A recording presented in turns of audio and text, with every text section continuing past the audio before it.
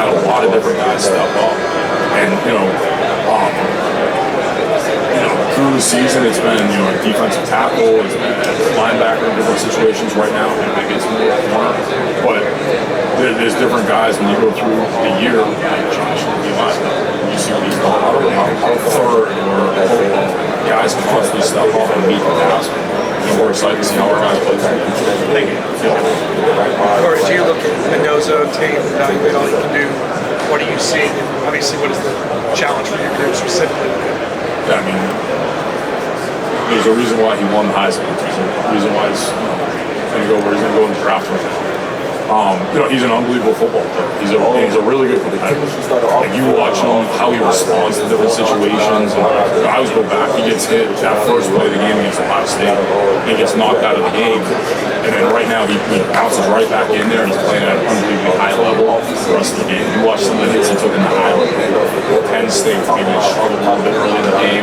They get to him, they get a sack, they get a couple hits on him. And the way he responds in those situations. The pick he throws at Oregon, hold that game a little bit tighter, and then to have the composure and the amount of detail to respond from that and go right back out and put the ball in his hands and make some of those throws he makes. I think he's a complete player. He does a really good job, and you can see, he runs what they're trying to do very well.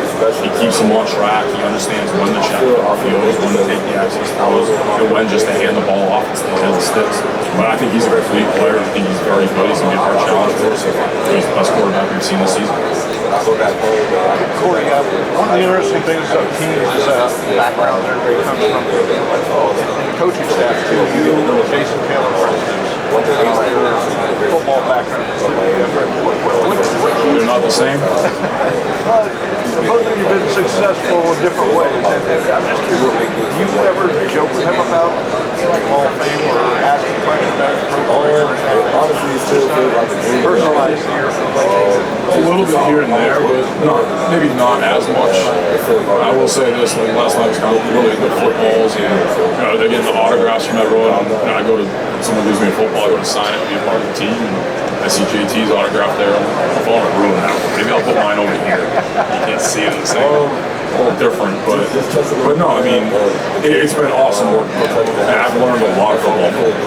And that's one thing I love about this profession is, it's as a player, we got guys that have won national championships at USC and Auburn. We got guys that are in the Hall of Fame. We got guys that were first-round draft picks on the D-line. And everyone comes from a different background. Everyone comes from something different. I love Pittsburgh State, but not quite the same level as a lot of the guys that I'm in the room with. But what I learned there, and what my coaches taught me, and what my teammates taught me in my learning experience, I still think prepared me for all these different situations. And then, getting in a room where it's football, I think why we do what we do is we love coaching. We love building players. We love developing young men to become what they need to be on the field and off the field. And that's where working together with him, hey, what do you think we need to do in this situation? What's the line game we want to do? What's the rush games we want to play? How do we want to attack the quarterback today? What do we want to do in the run game? What technique do we want to play versus this pitcher? We're going to be a 9 technique or a 6. Who's he key in this? And I have my ideas and I say what I think, and I hear what he's going to say. It's been awesome working with him because I've learned a lot of different things. Okay, maybe this is better than what we did last year, or what we did 2 years ago. So it's helped make us a better defense. And then, there is times where, I think he made a comment yesterday. We're talking about trying to get the ball up. And talking about he had over 50 short attempts and took the ball out of someone, no problem. It's like, okay, let me see that again. How'd you do that? So, we're always learning, and some of it's from his experiences, and some of it's from his coaching past. And there is different stories, or especially in like recruiting, they'll tell us stories. It's almost like I'm the recruit. Okay, what happened there? We'll go through that again. But I enjoy some of that stuff as you go through the process, different experiences and different stories. It's been awesome. And I think as a group on defense, the relationships that we have and how close we are as a group, it's helped me a ton. Just becoming a part of the team and being involved with the family down here. For us, some of the guys have been here and been a part of the staff, and other guys, we were brand new this January, this February when we got hired. And it's been awesome. Those guys welcoming us in and then having us be part of the family. Coach, when you look at the fact that Kurt Signetti came from James Madison, you also spent some time there as well. Just what it says about kind of the roads you've both taken, and to put something on the map like a James Madison when those conferences and those teams don't always get that credit. Yeah, I think, you look at, especially different places he's been and what's kind of designed him as a coach and what's built him, what prepared him for where he is right now. And the same thing in different places that I've been. I think you go through so many different things as a coach. There's the ups, the downs, there's you go out and you learn from your experiences all the time, the good, the bad, the ugly. And, I think that's where, my opportunity to work with him, I learned a ton of football. He had been in different situations. He had been, his experiences at NC State, his experiences all the way back to Rice, his experiences at Alabama that he was talking about. Different situations that they had at IUP that he learned from, that, he wanted to learn from and put us in a better situation. So for me, it was awesome learning and seeing all those details. And then the same thing for me. When I was young, I was in a Division III room where you didn't have the support staff. You didn't have the amount of people that you have here. Even when we were at JMU, I look back at our staff now, or his staff, and you look back where some of those people were when we were at JMU, we had 6 guys on defense. I think we had the full-time coaches, and I think Ben, who's at Indiana right now, was one of the GA the first year. And the second year, he became an analyst, and we had a second year, so we had 7 years. But you look at how everything grows and how we develop and how we build as people and as coaches. It's awesome to see the success that he's had. You can kind of tell my first meeting how organized it was, how detailed it was, how awesome it was, and what the plan was. And, you don't really talk about the ultimate goals. Okay, how do we get better today? How do we improve from this, that, having this? How do we develop this area? And I think that's why he's been so successful. I was lucky to be a part of that and get an opportunity to learn from it. And I've been lucky in a lot of different situations. All the way back to where I started in Division III to the guys that I was coached by in high school and college. And then being in different situations with Harrison, Coach Black, Coach now Coach Crystal. The amount I've learned just this year, with different details, different practice situations, with different guys and different, seeing things differently, management-wise. I've learned a ton from all these different people in the industry. What are some of the things that you guys do well with a lot of I think we have to play with confidence. I think we have to play fast. And we always talk the number one thing for us is our communication. And I always tell the defense, I don't care if you're in the right call, the wrong call, as long as all 11 guys are in the same call. And we're playing fast and we're playing physical, we feel good. And we want to make sure we communicate, we play fast, and we play physical. And then we just got to make sure we tackle. They do a really good job of not utilizing the tackle. We got to play with really good fundamentals and detail. And we got to win. We got to win early in the down. We're going to stop the run. We're going to try to make them win. Maybe some dimension on offense.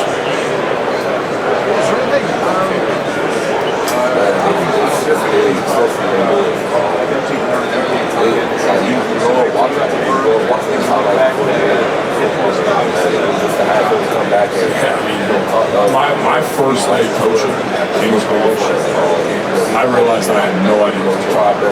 But it's just, you get put in a room, and it was nice early in my career because I worked with a lot of receivers and spring ball. I helped out with running backs. And, the guy that worked with the quarterbacks, full-time high school teacher. So he would be teaching during the day, and then he'd come, and I was the intern, so I was there all day long. So, hey, can you get this done, or can you watch this cut up, or can you get this ready for me, or can you have this guy ready for these clips? So it taught me a lot in that regard. And I kind of leaned on some of it being important that we're playing on offense, where okay, I know what the rules are for this, or I know what the progression is on this, or and then some of the protections, the run game, the blocking schemes, and a lot of that was details that I had to learn better because I didn't have to deal with that as a player as much. My second year when I went to defense, I was the worst coach. And guys still joke around. I have guys that played for me that, some of them I've talked to all the way through. Tom Caporal was one of my first linebackers at Syracuse now. And he'll still send me texts. Hey, remember when you tried to fit this that way? Remember when you coached this drill? And, it's one of those things where I had to learn how to tackle it. I had to learn what block the structure was, how to be control, what swarm was, what the angles you want to take. What happens with emotion? What happens when they come up empty? what checks are we going to be, what happens when they line up in FIB. And there were so many different things when I could go on the defensive side of the ball, where I'm a GA, and where I was in Springfield was 9 GAs. Some guys are going out, some guys are hanging out, some guys are working on the classwork, and I'm sitting there in the office, looking at the picture one more time, still trying to figure out another car. How are we fitting this? Who's going to go where? Why are we getting lined up in this? Why are we in the 9 technique here? And, it was a hard 2 years. Coach Hall, I mean, the amount of times I drew a card and it was completely wrong. And we used to have a drawing pencil. He put a big X and black marker through it. I had to redraw the pencil and then trace it just to make sure it was right. The amount of times, I have to learn to coach my guys up and put them in a different situation, to get them in a better situation, to learn the fundamentals to push it better on the field. Different tackling, different ball structure, just the way we flow to the ball and leverage the ball. And there, I was lucky enough to work with agents and outside linebackers and then inside linebackers. So I was forced to learn the coverage, I was forced to learn the calls. And then when I went to Northeastern, it was the same thing. When I coached, we were 3-4, basically coached in that defense, which would be the equivalent of heads on one side and key on the other side. So I'm coaching the guy how to play scooch technique or catch technique, and then the other side, I'm basically coaching the PM. I get these guys in the same room, and it taught me a lot of football, and I felt like I was never I see coach for coach every day, and I just knew, I was like, all right, here's the list, my notebook out, I gotta get more detail, I gotta get better coaching the fundamentals, my English gotta be better all the time, better organized. When we go through the walkthrough, my coaching clips off the video, I gotta have it lined up a little bit different, so I gotta make sure these clips get shown to my guys so they know exactly what we're doing. And, I've been walking with all these people that help define my career, they've helped so much, all these players, their ability to learn and adapt, push me as a coach. When I was at Maine, Joe Simmons, one of the guys that was a senior on the team, helped me become a better coach. These different guys that help coaching, some of them in high school, some of them in college, some of them at the Division III coaches right now, Wesleyan's, different places. And I still, when I need help, I still call them. Hey, when you guys are seeing this, some of the guys are offensive coordinators, head coaches, hey, when you see this, how you handle it, what do you do in that situation? And just everything all the way around is helping me become a better coach, a really better person in all these areas of how I handle situations on and off.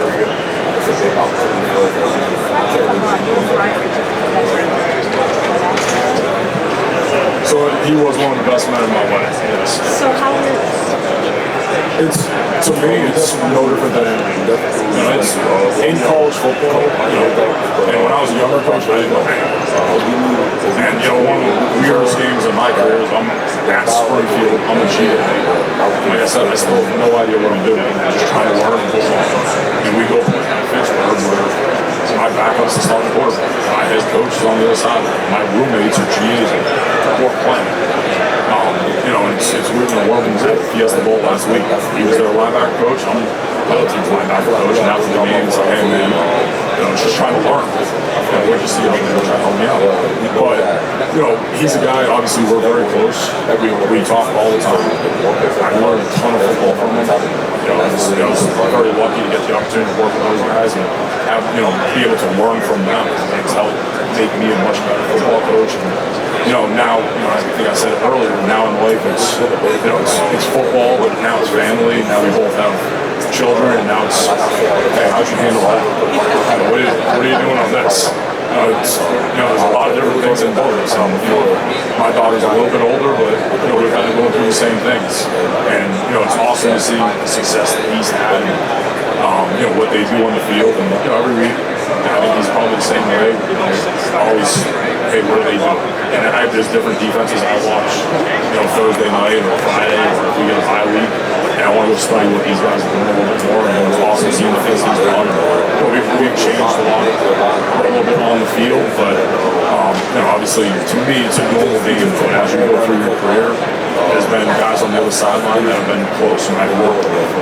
I've worked with. This week is all about what we want to know. I think we tested. Good luck before the Peach Bowl and good luck before the Fiesta Bowl. I think that's kind of where it stops. Hey, congratulations on the win. We'll see each other after the game.